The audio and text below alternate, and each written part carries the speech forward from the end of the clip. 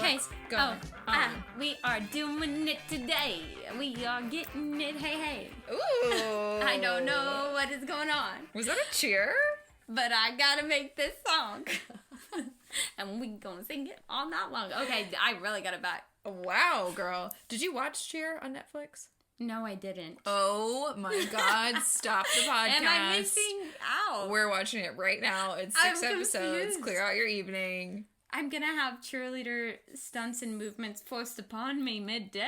Yes, girl. Okay, let's do You're it. ready for it. It's so good. It's so good. You Is it? have to watch it. Am I gonna want to go do gymnastics right after? Yes. I'm gonna kick down your front door and leave. Just sprint to a gymnasium near us. My 29-year-old ass who's never done like cheer gymnastics at all. I was like, I could still do this, right? Yeah. Like I could do. You never did gymnastics or anything? Hell no. This body does not bend. This body breaks.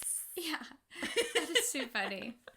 I went one time and I thought like a backflip or back handspring or something was super easy. Who the hell did I think I was? Oh, I thought you meant you just did it. No, I literally went there and I was just like, you know what? I'm gonna do a round off back handspring or some stupid thing.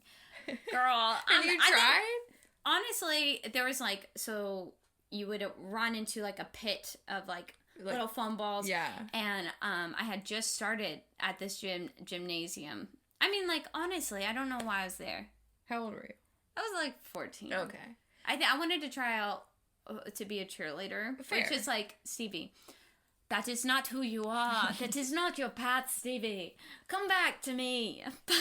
But I went to this place and I thought the guy had experience. Oh my gosh. You're like, I'm yeah, like, I've watch done me this do this before. around a back handspring. Girl, my got head you. done skip. Like, I went back and it was just, my head was just like sliding against the ground. I saw like a mom that was watching her daughter look at me. She's like, no. Uncomfortable. Yeah. Slow motion. But whatever. Until your forehead skids across the pavement. Yeah, but I got up and I was like, you know Good. what? Good. My noggin can take it. I can do this. Put me back on the mat. Let me try again. He's like, you're going to beginner, my friend. I was like, correct. That is correct. That's a great decision. Great decision. This is why you're the coach. You're just trying to make me have a core foundation that I'm just trying to already build I on top appreciate you. I appreciate you. Oh, should we say what we're doing Yes, here? yes, Let's get into what we're doing. Let's talk about who we are. Who we are. Who am I? Who you know? am I? Who am I? Yes. It's hard to say.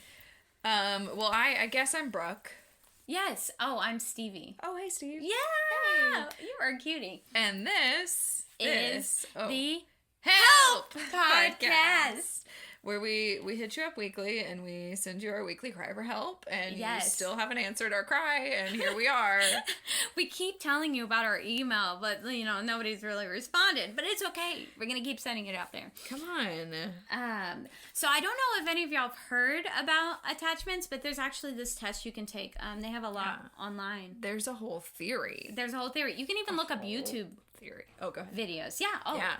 Yeah. The attachment theory it's the name of the game, you know? Name of the game. It's the name of the game. You know, if you're having a rough day, don't take it on that day. Don't take it on that day, because if you don't get the answer you like, it ain't gonna help your day anymore. That's all I'm saying. I'm gonna read a little bit from Yes. just a little paragraph from our friend Wikipedia about the attachment theory. So, attachment theory is a psychological, evolutionary, and ethological theory concerning relationships between humans. The most important tenet of the attachment theory is that a young child needs to develop a relationship with at least one primary caregiver for social and emotional development to occur normally. The theory was formulated by psychiatrist and psychoanalyst John Bowlby, which I think, is he the baby guy? Is he the baby guy? Like, studying the attachments of babies?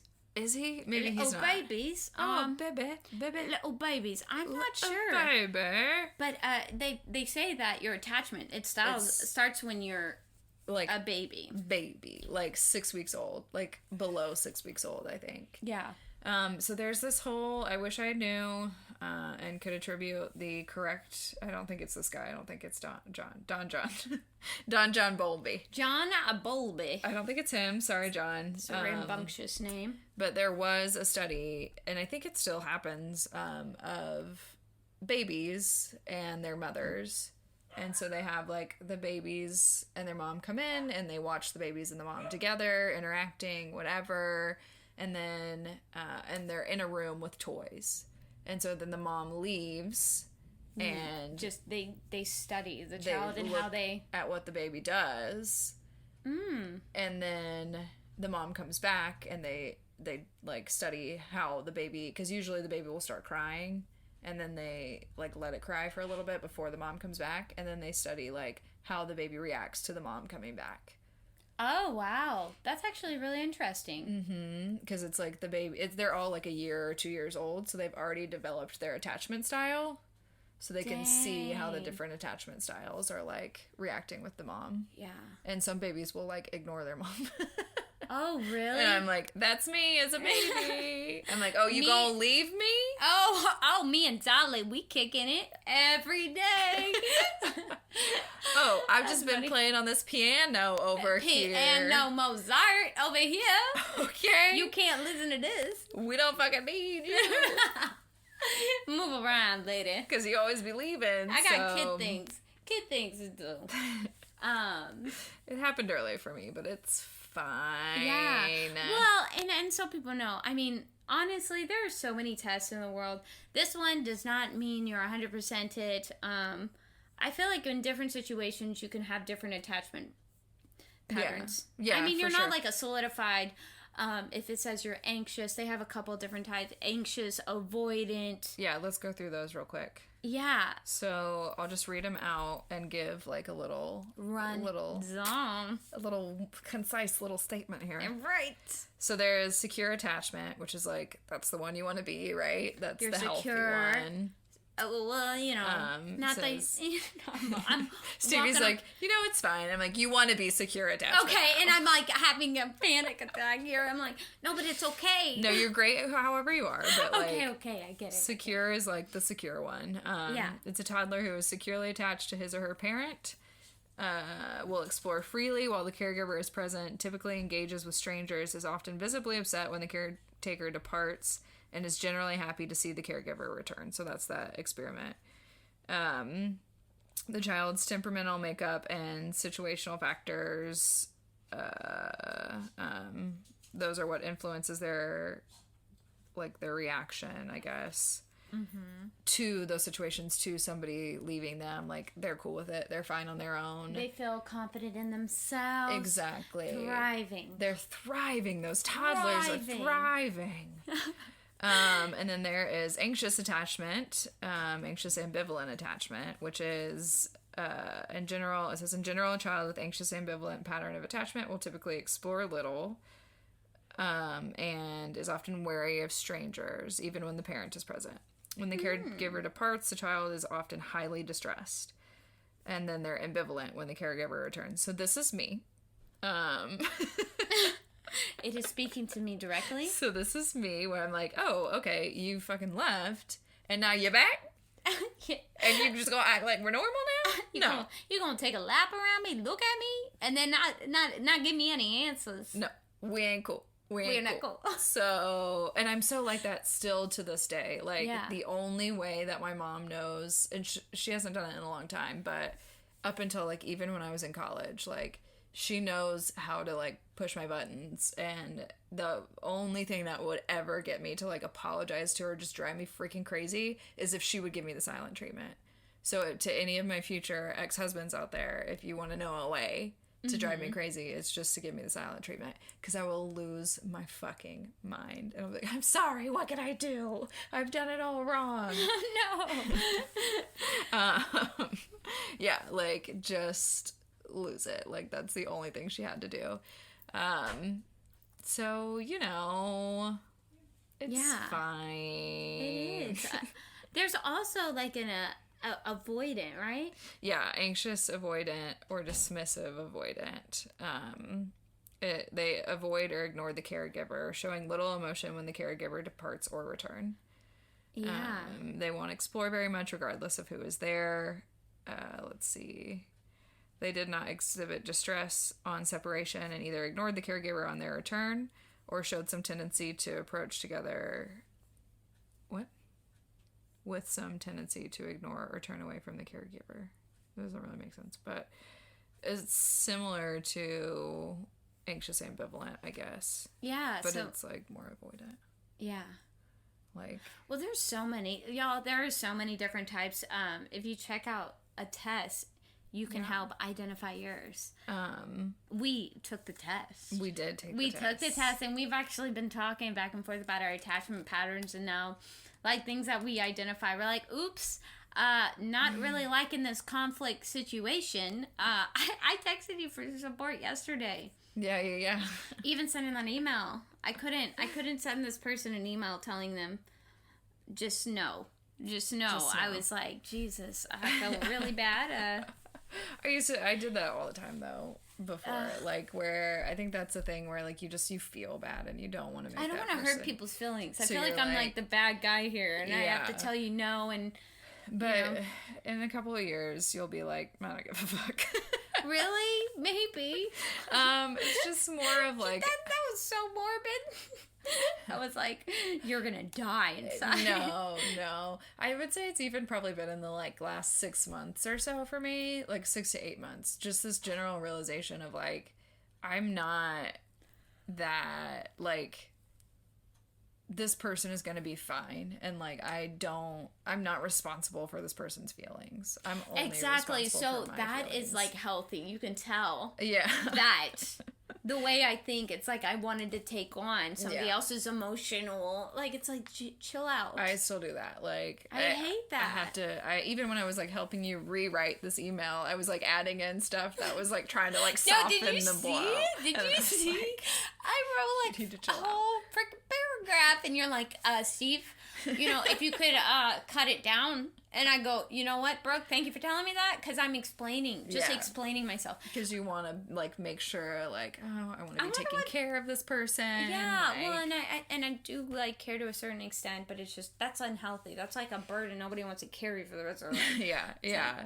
And it's, like, for me, a lot of it was this fear of... Like, yes, I wanted to make sure they were okay, but it was also this fear of, like, oh, if I hurt them, then, like, that means I'm bad. Oh, yeah, and the idea of being a bad person. Yeah, true.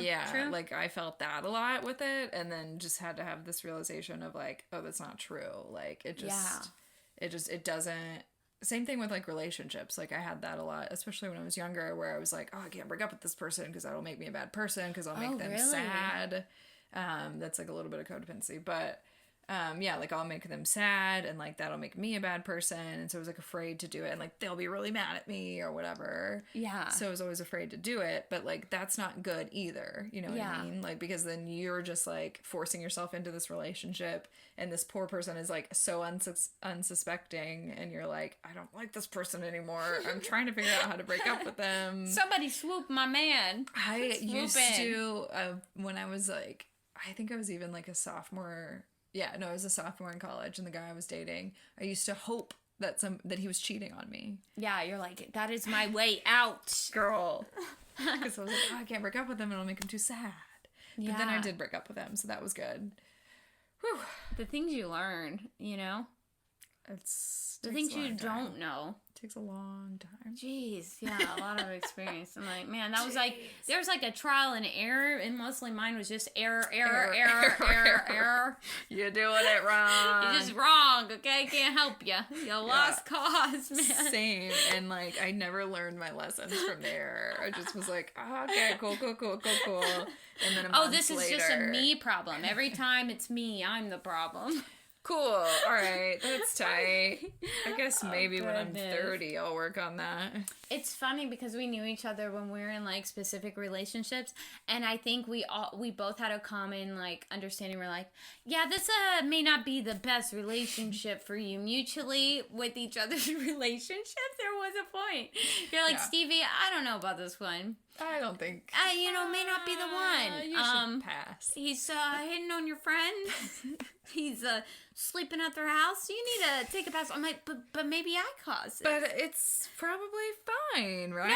No, it's me. It's me. I'm the problem. Yeah, girl. Crazy. Yeah, but that probably has to do with our attachment styles. Yes.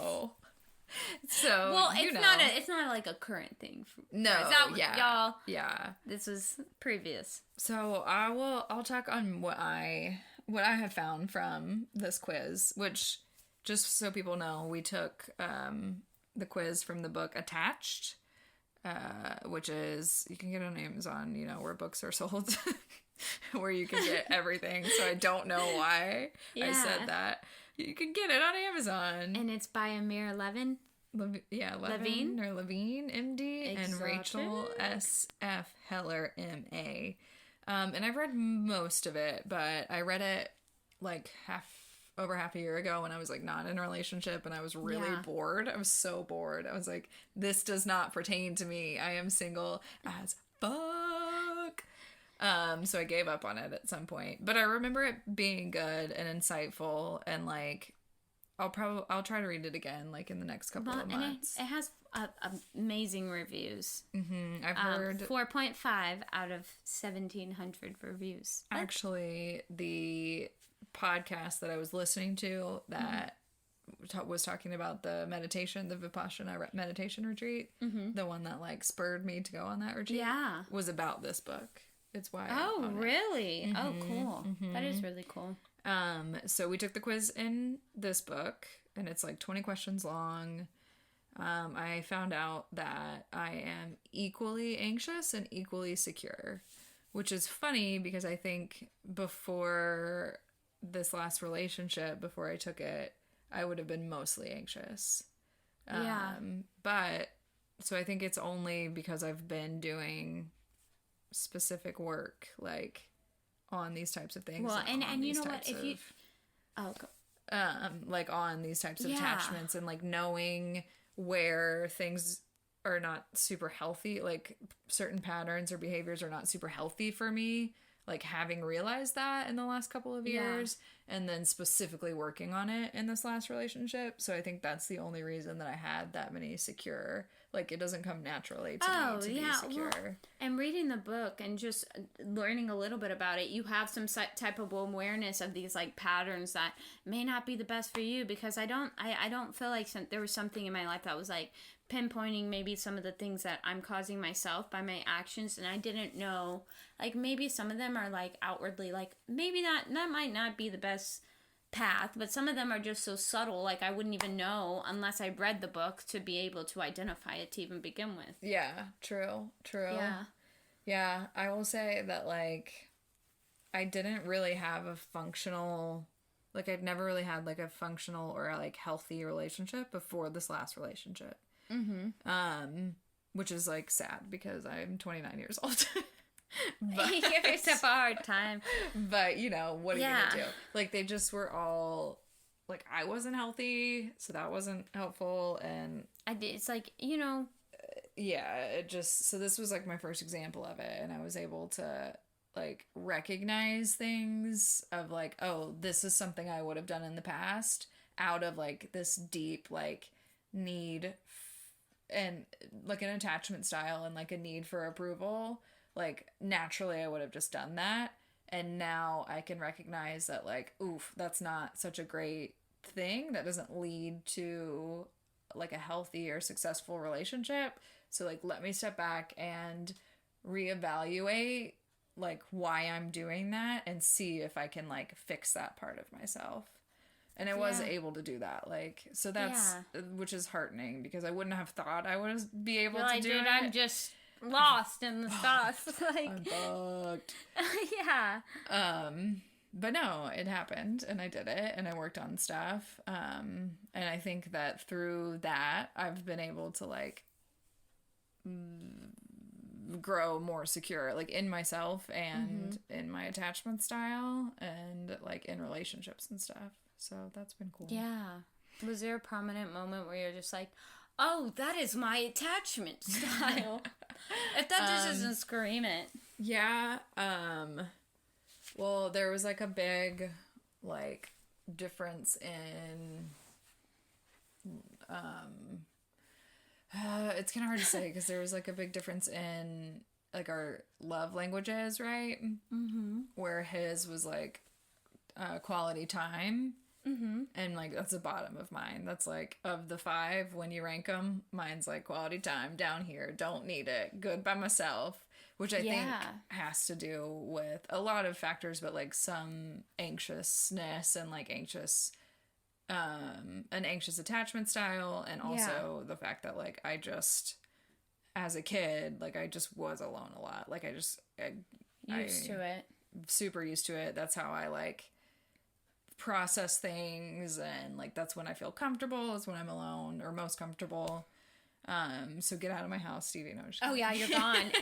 Today when I was like, yeah, we'll record at your house, I was like, she's probably like, yes. I was little. I was like, my jammies will be on. Yes. I can't wait. I was like, she's probably really excited.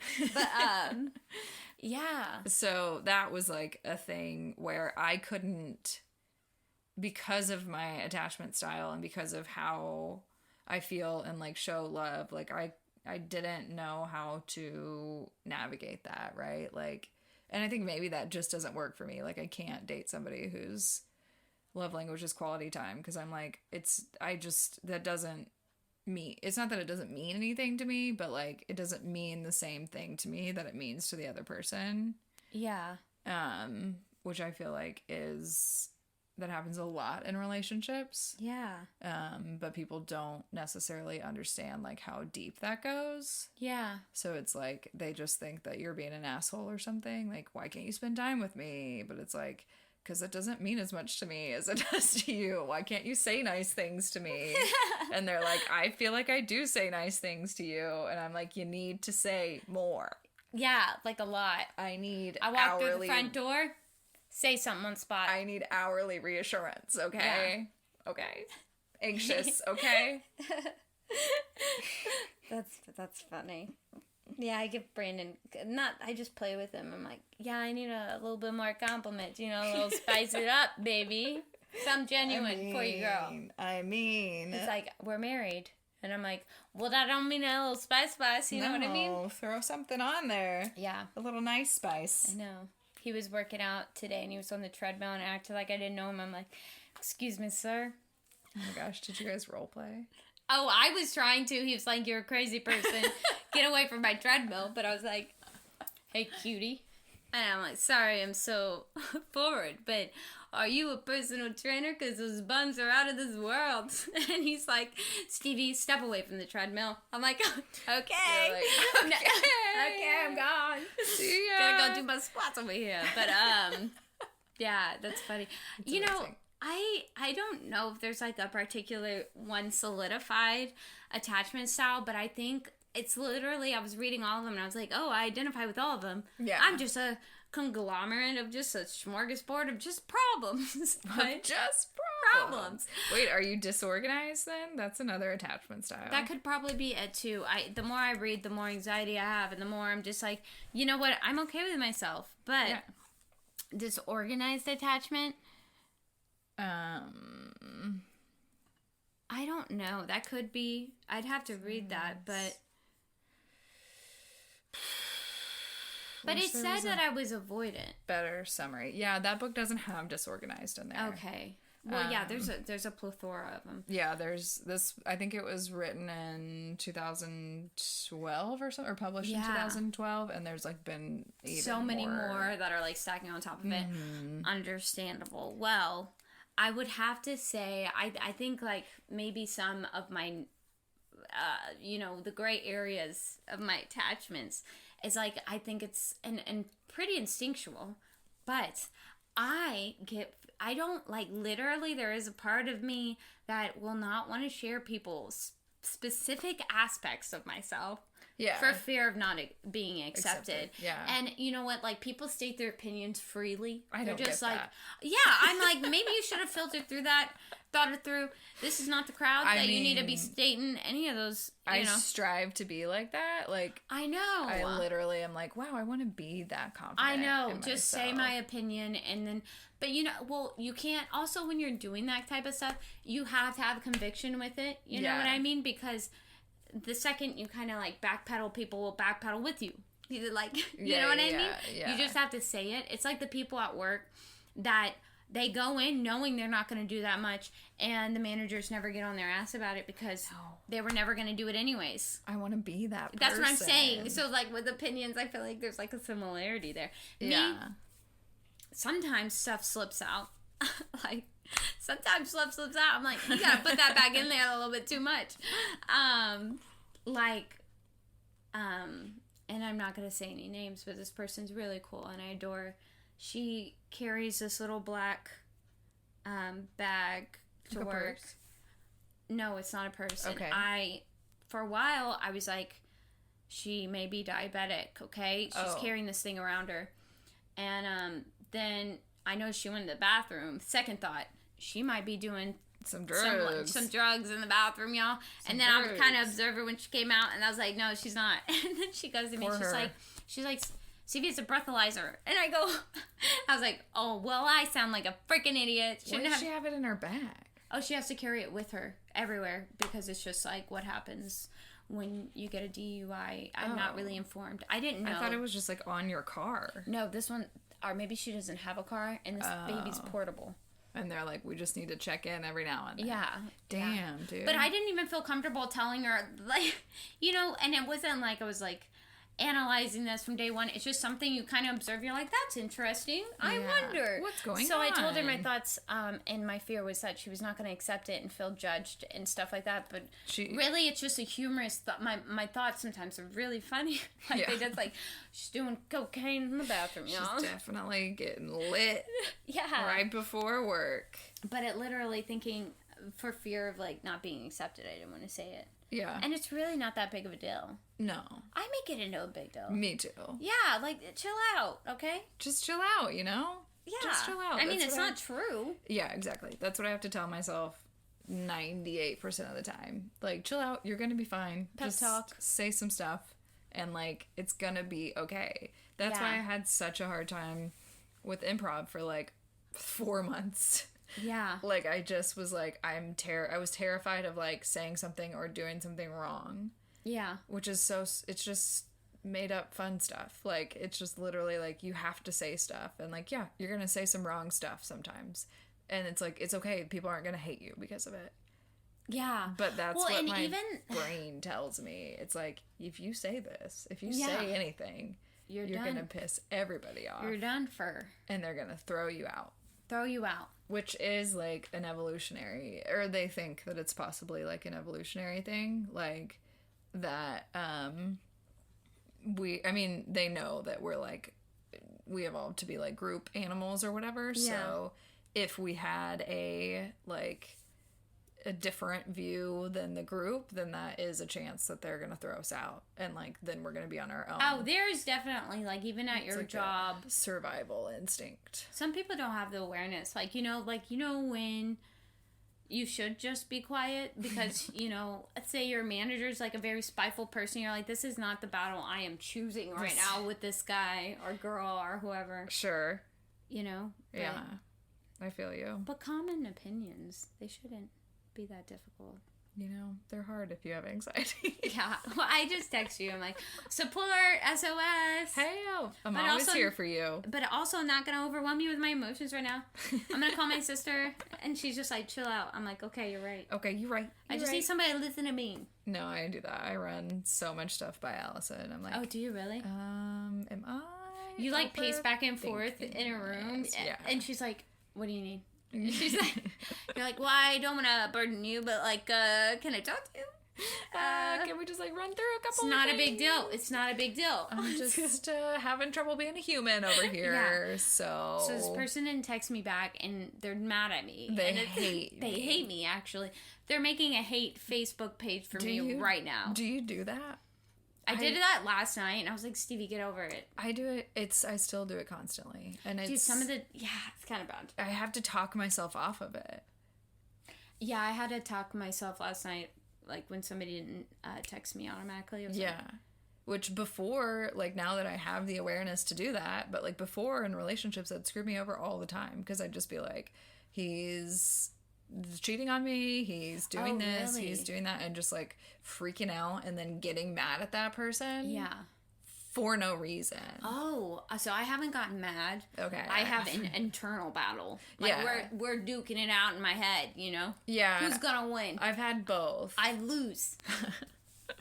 I've had you both. have both? Where, okay. like... So it externalizes itself. It's not internal. Oh, it's most... I mean, it starts internal. But, like, and usually it would be, like, internal. I'm so mad at him. I hate him. And then he would text me, and I'd be like, oh, it's fine.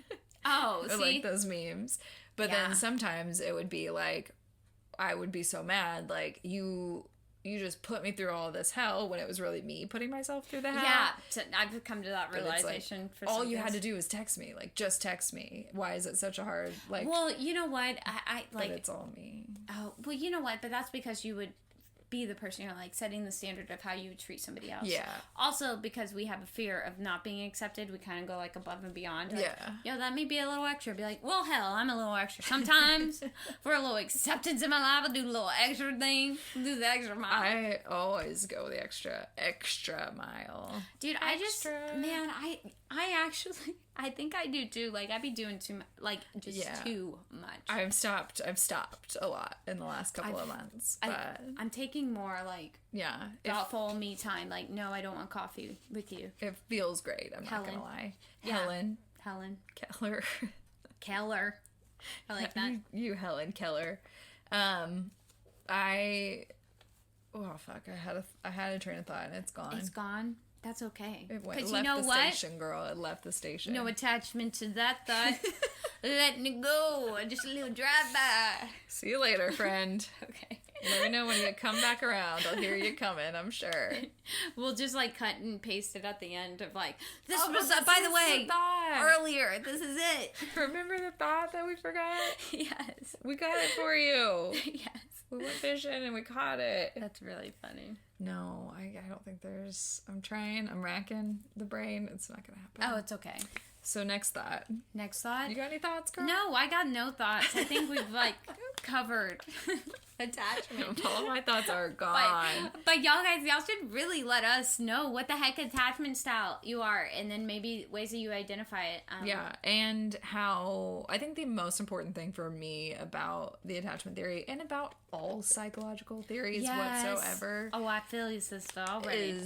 Is that you can use them to make yourself more conscious and make yourself more aware of yourself and how you're interacting with the world and what you're doing that is you think other people are doing, but it's actually you doing stuff that's like... Oh, that's the craziest aha moment I've ever had. And it's like, oh, this is me doing this. I can control this and I can be happier than I am right now. Yeah, definitely. And I can I have control over, like, my relationships and I can make them better. I can work with this person and, like, spend time and we can develop this relationship together, knowing our attachment styles, knowing our Enneagram numbers, knowing our Myers-Briggs test. And we're going to collaborate it all together. Yeah, knowing our love languages. I'm going to have, God bless my next boyfriend, because I'm going to have, like, spreadsheets of that shit. Yeah. And we're going to refer back to it. You're going to have a blueprint on your wall. First date. This is what this means. This is how you'll react. And then above it says, compliment me. Yeah. At all times. Rule number 1. Hourly compliments. It can't be this. You can't say the same. Actually, you can. Oh, you can? Oh, okay. I'll take whatever I can get. I love it. Yeah, so y'all check it out. And also, I know I've actually said this in other podcasts, and it may sound like a broken record, but I think it is important because as a fellow overthinker, I think it's important to note that these things do not define you. It's just the journey of life and becoming more aware. And if some things help you, then use them. Yeah. They're tools. They're tools. And tools for your toolkit. Then the shed. In dust them off. The shed of life. In your House. Backyard. Okay, we tried that. Cars. Oh, goodness. Okay, y'all. Well, we'll check out. We're going to say little goodbye, and we're always so good at it. Stevie gets British for the goodbye. I don't know. Like a little bit Oliver Twist. Like, I know. so, they're like, can I have people some probably, more, sir? They probably think I have a multiple personality disorder. They're like, who was on your podcast last? Stevie. All right, y'all. Well, we're sending love your way, and we will. Yeah, we love you, Randall. We love you, Randall. Also, Randall is... Who's Randall again? You forgot who Randall was? You know what? So, like, a couple episodes ago, like, maybe 5, I don't know, we were discussing what we should call the viewers, and you said sexy foxes, and Colt said, hell no. Hell no. We didn't say just regular no. We didn't... That right there. And then somehow, because your keychain's different. Oh, yeah. It had Randall on my keychain. It had Randall on it. Looked, and I that was like, sketchy. Let's just refer to our listeners as one guy named Randall. Yeah. Who lives in his basement. In his mom's basement. I mean, he swears it's cool, so. But we love him. But we love him. He's our biggest fan. All right. Bye, Randall. We love you. Bye, y'all. We love all you Randalls. See y'all next week. Goodbye. Bye.